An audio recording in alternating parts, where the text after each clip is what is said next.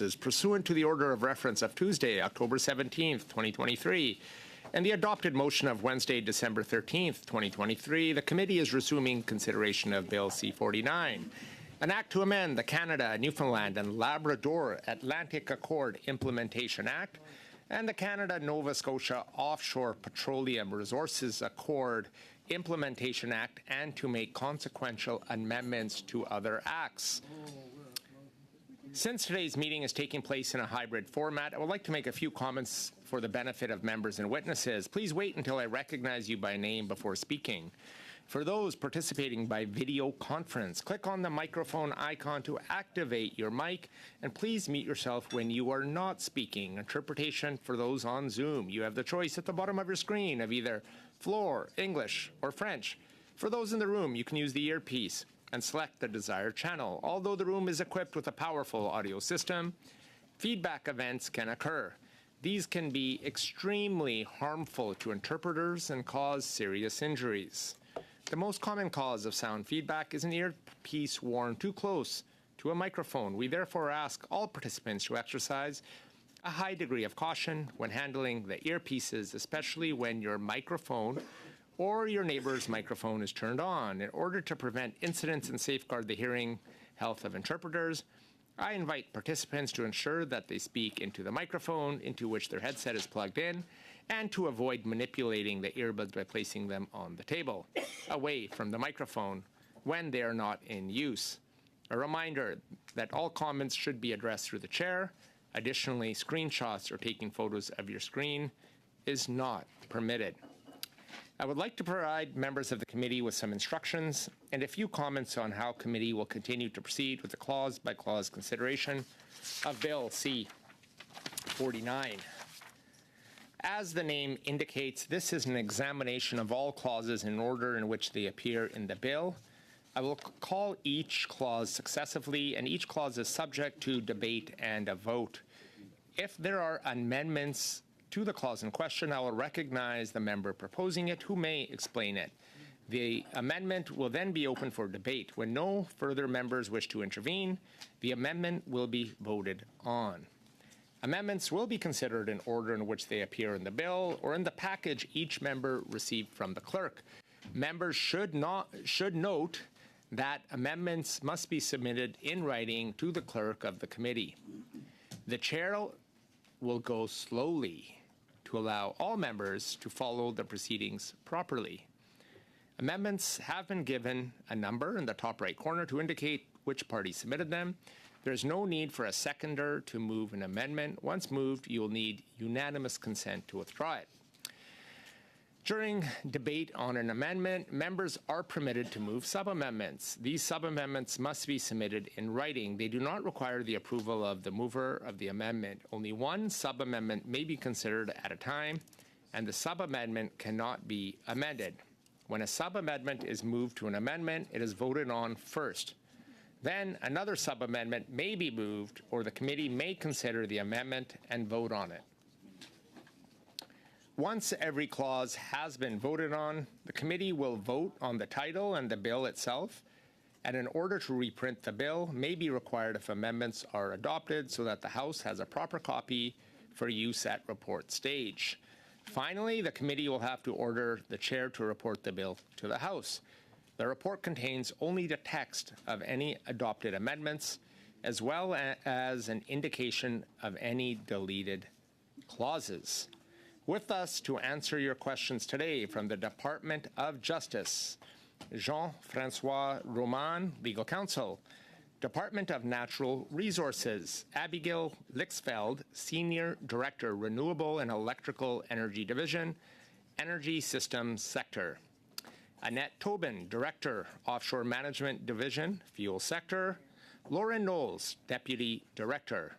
Cheryl McNeil, Deputy Director.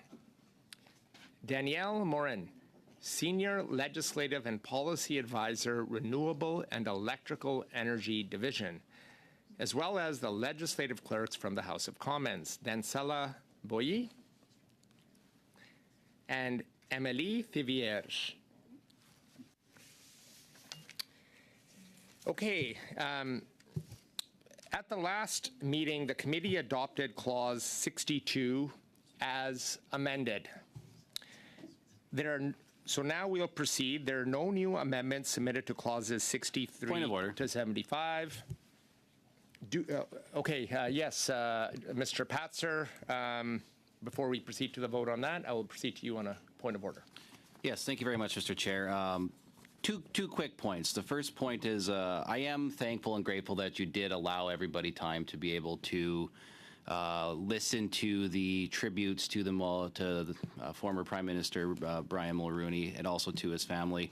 I do think it's very important for parliamentarians to be able to do that and be a part of it. However, I do just want to comment on a process that I think was flawed. I do think there should have been notice given to all members of Parliament, but also to the witnesses who are sitting here, some who have traveled great distances to be here, and quite frankly had to sit there for an hour doing nothing when they are all experts in their fields, and there was other things that they probably could have been doing with their time than sitting here staring at the wall. So I do think, Mr. Chair, that in the event that something similar or likewise happens in the future, since you have the prerogative to be able to let everybody know what the scheduling is going to be, you should inform members of this committee of the schedule. It would have been handy to know that we were going to start an hour late, and therefore we could have made the proper arrangements to be able to make sure this meeting was as effective and efficient as it possibly could have been, and would have done a lot more to prevent wasting the time of both witnesses and members of this committee. But I do think it was important for members to be able to attend and listen to the remarks of the leaders of their respective parties. But the way that it was handled, I just think that could have been better. Thank you. Thank you, Mr. Patzer, on your point of order. I believe all whips were advised of the importance of today, and all members were invited to be upstairs in the House of Commons to come hear the speeches from our leaders of our respective parties.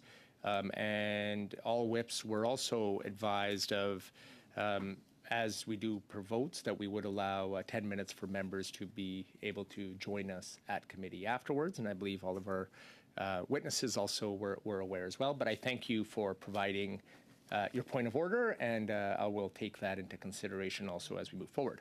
I have a point of order from Mr. Angus. Yes, following up on that, because the notice of motion went out today, and we knew that we were going to have the tributes to Mr. Mulroney and his family was going to be there.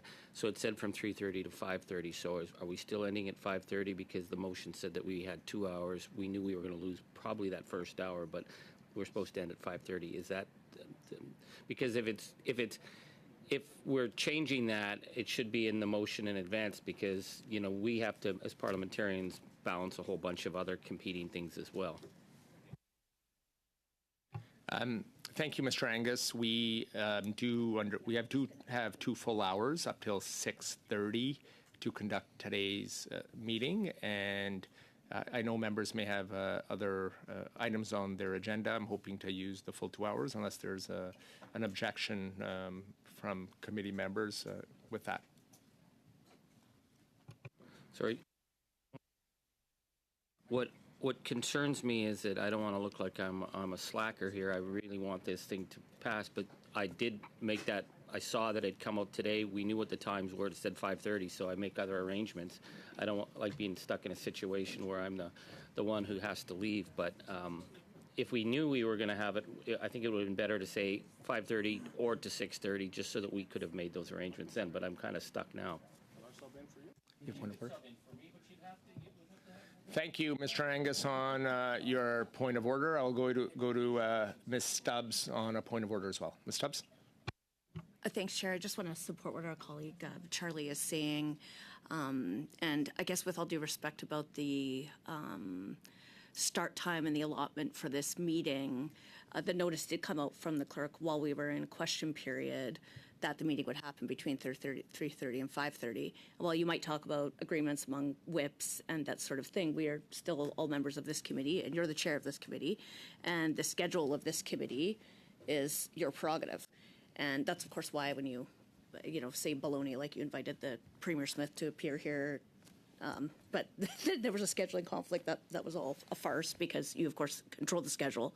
So I think the point that MP Patzer is making is just to not waste the time of all of the members of Parliament, of all of their staff, and all of these departmental officials sitting here who came here at the time when the notice from the clerk went around that said our meeting would start at 3:30 and go until 5:30.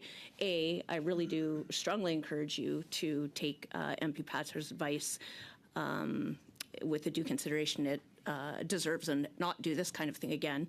And second of all, then, of course, for all the reasons outlined, we support MP Charlie Angus, and we won't consent to extending, and we'll be happy to go to 5:30, but that's it. Yes, and I'll go to you, Mr. Cervera, next, but I will once again remind that all WHIP's offices were aware that we would be starting late today, particularly at this committee. We did not know how long the speeches would be, but it is standard practice to, if committee is delayed, to extend the time to the committee with the allotted resources we have. And if there's an objection from members at the time of a regular scheduled time, we can bring it forward at that time. But I mean, we do have a full 2 hours, and that is allotted for us up until 6:30. I'll go to you, Mr. Cervera, on the point of order. Just very quickly, Mr. Chair, with the passing of the former Prime Minister, we knew today we were asked to remain in the House after question period to hear the speeches of all the leaders, the pertinent leaders, and so forth. So if we have any qualms about the committees afterward, because all committees started late this afternoon, which ones were scheduled at 3:30, to go back to our pertinent WHIP's offices and individuals in those offices to speak to them. I'm not coming to your defense, Mr. Chair, all the time, but on this one here, I don't think it's right or even fair to say you were in charge of how that scheduling's worked out for us. And I think the quicker we get to work now, the better off we are. Thank you. Okay, thank you, Mr. Cervera. So I think we've exhausted all points of orders, and we'll proceed now. So there are no amendments submitted to clauses 63 to 75. Do we have unanimous consent to group them for the vote? Yes. Okay. Shall clauses 63 to 75 carry? Yes. Please call the vote. Mr. Aldag. Yes. Ms. Dillon. Ms. Jones. Yes. Madame Lapointe. Oui. Mr. O'Barra. Yes. Mr. Small. Or pardon me, Mr. Falk. No. Mr. Patzer. Nope. Mr. Small. Section Ms. Stubbs. No. Mr. Simao. Nope. Mr. Angus. Yes. Okay. 6 yeas, 5 nays. Okay. Clause 63 to 75 carries. We'll now proceed to clause 76. G 13.1. Is there a member who would like to move Mr. Aldag? Just give me one second. Make sure I'm on the right one here. 40. Okay.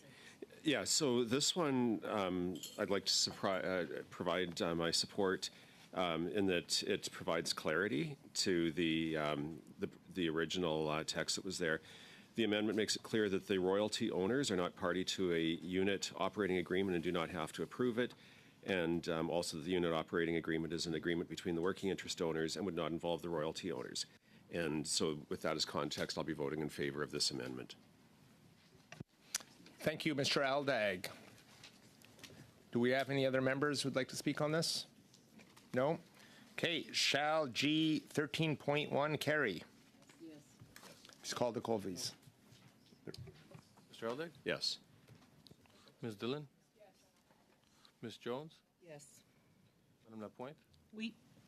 Mr. Sorbara. We. Mr. Falk. No. Mr. Patzer. Nope. Mr. Small. Nope. Ms. Stubbs. No. Mr. Simao. Oui. Mr. Angus. Yes. 7 yeas, 4 nays. G13.1 is carried. We'll now go to G14. Do we have a member to move it? Mr. Aldag, go ahead. Yeah, this one is just a very small amendment to correct a minor error in the bill as it was originally printed. So it's